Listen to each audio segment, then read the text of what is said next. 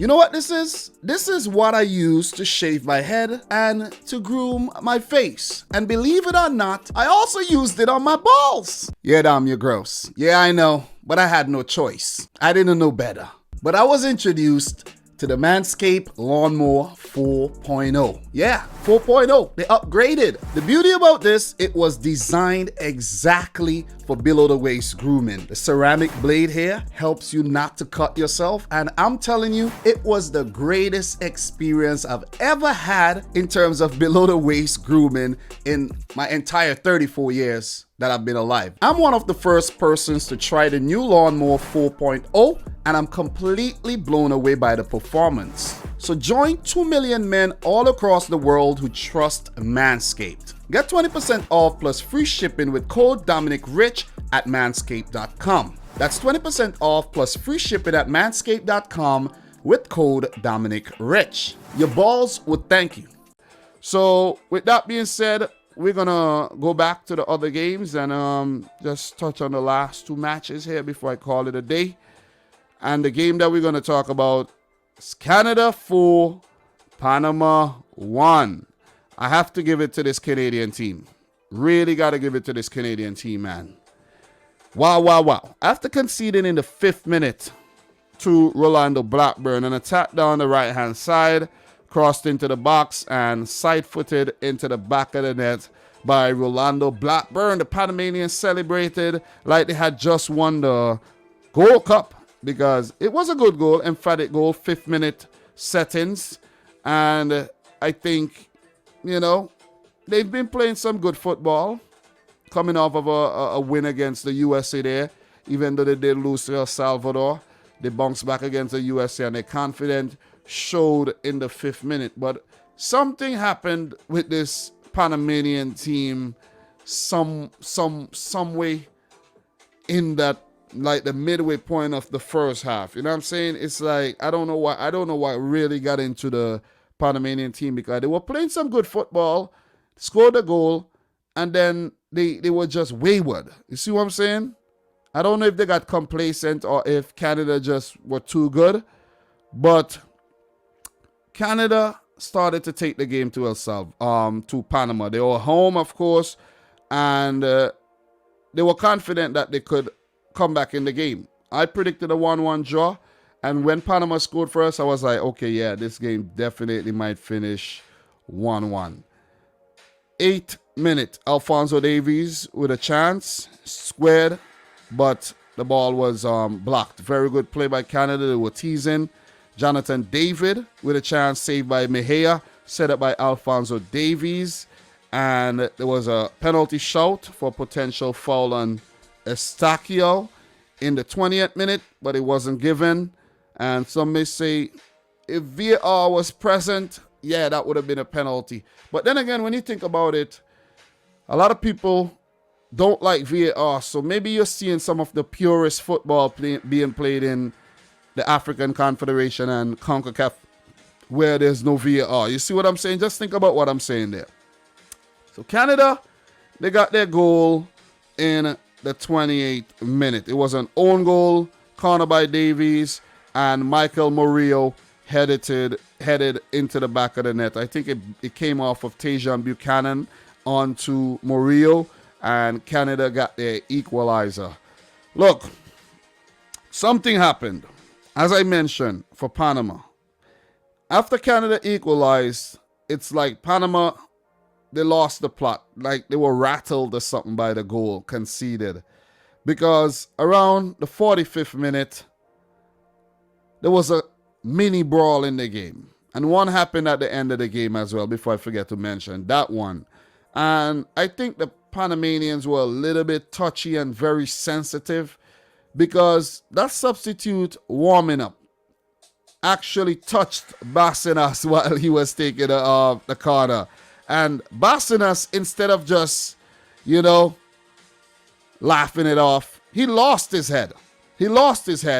And then the whole team got involved and everything, and players had to be separated, and things were said, and insults were hurled at each other. And I think that's where Panama actually lost the game. I think the Canadians got into their heads. The crowd and the players got into their heads, and they were beaten psychologically. They have to be tougher than this. They got to be tougher than this. I have been impressed with what Panama have done, but what we saw against El Salvador and then against Canada now, they had a poor October international break where they only picked up 3 points. And if Greg Berhalter was a lot, better and played a stronger team, guys, it could have actually been 0 points or 1 point during this international break. So very, very contrasting fortunes from September to October in terms of Panama. The second half is where Canada really threw the kitchen sink at Panama and killed off the game. 66 minute, Alphonso Davies. Questionable that the ball went out of play, but it was very good on his part to bring the ball back after the Panamanian player was trying to let the ball out, which is some poor football in my opinion. You see what I mean? If you're going to let it out, kick it out. Not just let it run out and allow Alphonso Davies to bring it back in play, run at your defense, cut in, and score. That was brilliant. That was absolutely brilliant. And while watching Alphonso Davies play there, I said to myself, this guy has to be the best player in the CONCACAF region right now. Without a doubt, I don't want to argue with nobody, but Alphonso Davies have been very, very good. It was all Alphonso Davies here in terms of Canada. All Davies. 2-1. Canada in the lead, and all they needed to do was manage the game and see it out for the win, and that's exactly what John Herdman and his boys did. Brilliant stuff. Brilliant stuff. Panama further rattled. I think they were rattled, and they had no response to what Canada was actually throwing at them. They were totally inept in the final third for most of the game after they scored that goal, and it's like they just lost their cool and they were just all over the place. Tajon Buchanan with a goal in the 71st minute, a header from a long ball into the box, and look, game over by then, pretty much. Pretty much game over by then. You see what I'm saying? So, dominant performance by Canada, and as I mentioned, I think Panama lost their cool in this game, and they switched off at very, very key moments in defense. The other goal came in the 78th minute, and 4-1 to Canada. Really loopy ball into the box by Alphonso Davies. It kind of tricked the defenders because I think Tajon Buchanan went up for it. It went over his head, and it fell nicely to Jonathan David, who I think have had a rough time so far for Canada in these World Cup qualifying games. And even the shot itself tells a story. Wasn't hit properly, but sometimes that's all you need.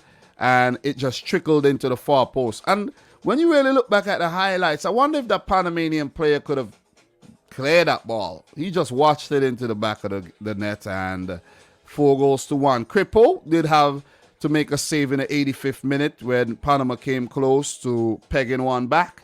But, Kripo to the rescue. Not a whole lot to do during the game, and then the other effort was deemed offside.